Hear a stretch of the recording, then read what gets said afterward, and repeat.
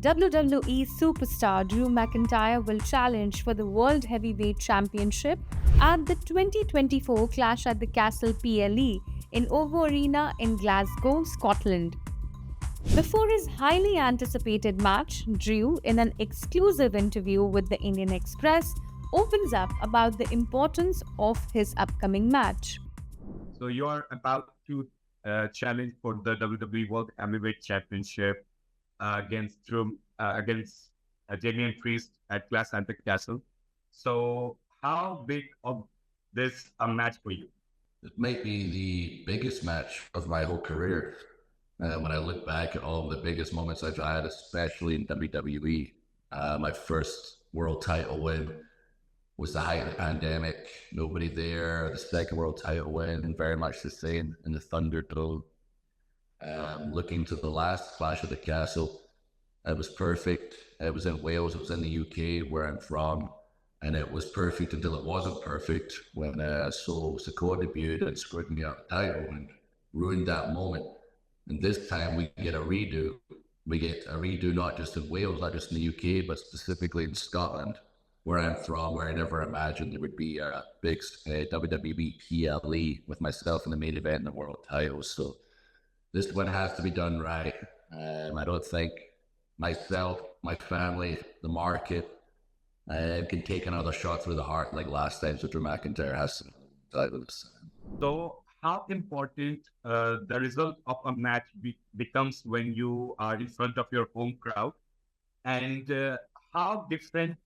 what is the difference between Drew McIntyre from 2022 Clash at the Castle and the Drew McIntyre who is going to challenge Damien for the 2020 at the 2024 Clash at the Castle? I mean, being in front of my friends and family is obviously, very special whenever that's possible. At WrestleMania, you might get, my brother and, his wife and my dad and his wife. Obviously my wife, like minimal people may travel over.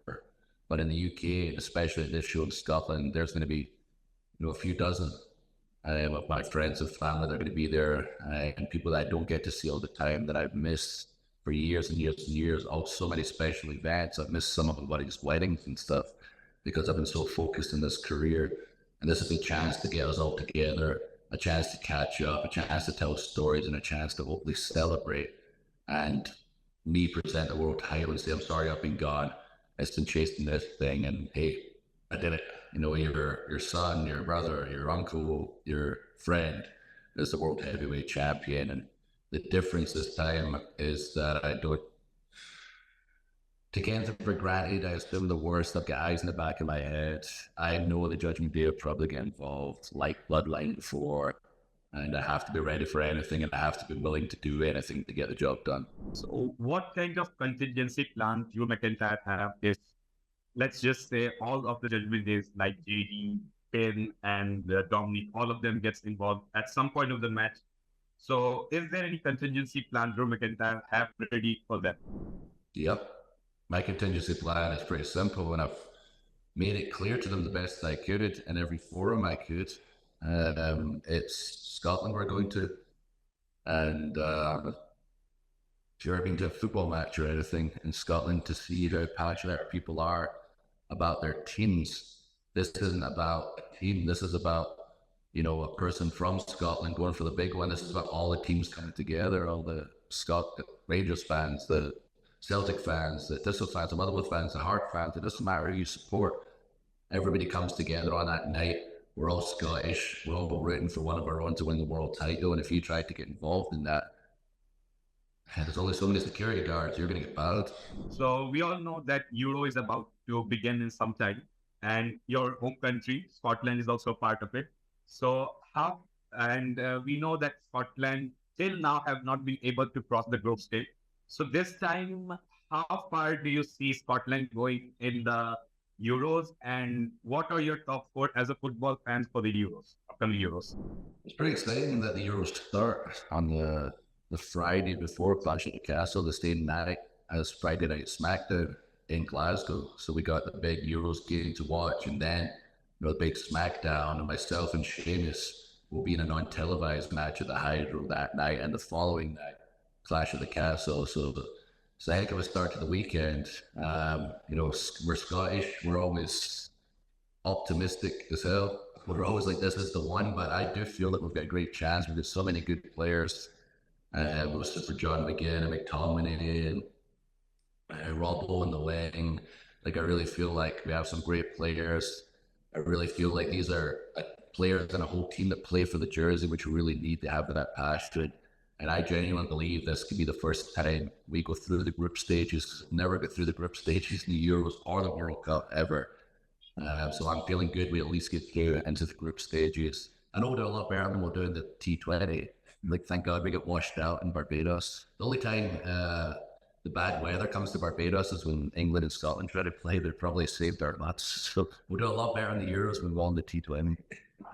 So you have two world title wins at WrestleMania. One when the COVID was at its peak and it was in front of an empty arena.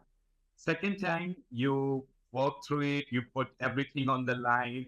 You beat Seth Rollins, who held that title for so long, had such a great title run. You finally achieved what you were looking for in front of the biggest arena in one of the biggest pay-per-view WWE ever produced. And right after 5 minutes, that dream, that moment of you gets snatched away from you. So how tough it was to process that, whatever you worked for it, and you finally achieved it. When the moment for it came for you to enjoy it, it was taken away from you. First of all, I can't stand the Money in the Bank briefcase. I understand the point is to cash it in to win the title of it. The reason I've lost my last 2 world titles is because of that stupid briefcase.